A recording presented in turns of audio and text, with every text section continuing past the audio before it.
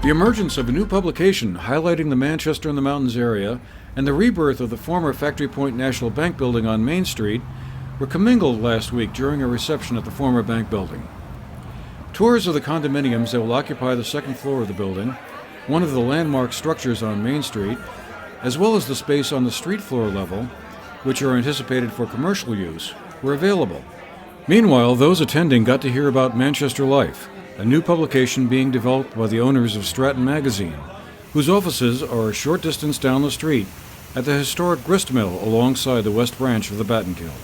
Manchester Life will take the place of two previous publications that used to inform visitors of what was afoot in the North Shire: the Area Guide to Manchester in the Mountains and the Manchester in the Mountains Resource Guide. Carolyn Blitz, the publisher of Stratton Magazine and the soon-to-be-launched Manchester Life, said she anticipated the first issue would roll off the presses soon. We're going to be publishing at the end of May, and it's really going to showcase all the wonderful things about Manchester.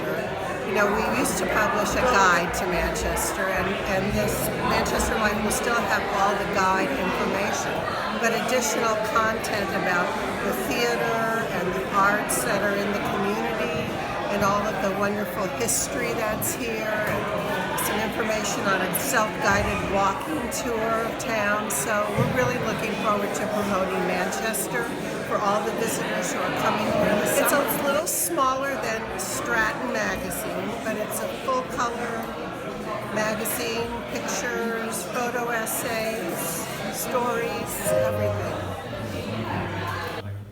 Meanwhile, the former Factory Point National Bank building, which until recently was the bank's headquarters branch, has been undergoing renovation since 2013. 4 condominiums are being constructed on the upper floors, said Stephen Drunzik, who is helping oversee the redevelopment of the former bank building. So these doors are custom built. We had a lot of, we took all the wood, reclaimed all the wood from the interior of this building because we did a lot of interior demolition. And we decided to make these custom doors out of the old rafters. So you'll see some imperfections if you look closely at these doors, but they've got some real serious scale. They're really sturdy, and I think it helps tie in the historical element into each of these units. So you'll probably not see an entry door like this in too many condos. Let's go into this place here. This is getting close to finished to the point that we're going to deliver it to a potential buyer. This is unit 3. Putting a new railing system here.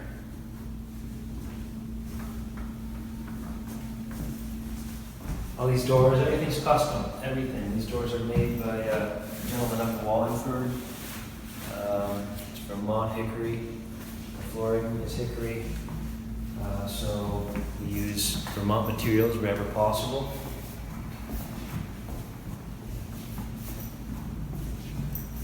I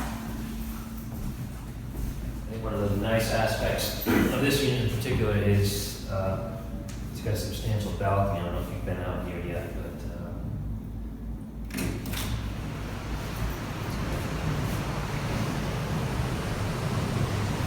nice view of the waterfall.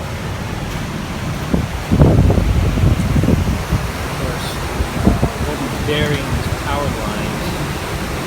You see the town has already put some equipment over there in the corner. We're going to be reburying, reconstructing the sewer line that runs behind here. It's the sewer line.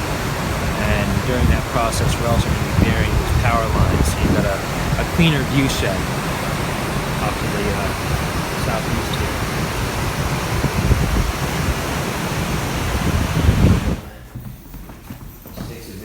Space. We have a lot of storage. It's actually quite a big bedroom, and we're giving it some light by putting in these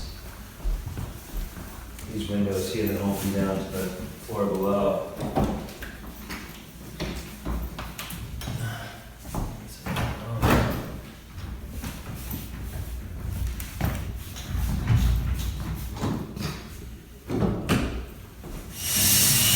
In the basement of the building, a tap room is planned to help fill a long identified void in Manchester's nightlife. Come down from A the downtown annex location building, that'll for be your nighttime entrance, and you'll come socializing. down here, and you'll walk down here, and you'll have a long bar along this foundation wall.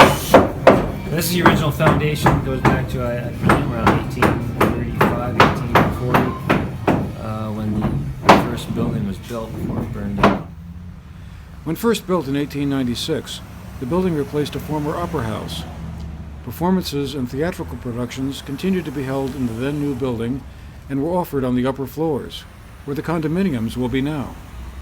The former Factory Point Bank took over the entire building in 1974, and it was their main headquarters branch until the bank was sold to the Berkshire Bank in 2007. For the GNAT TV News Project, I'm Andrew McKeever.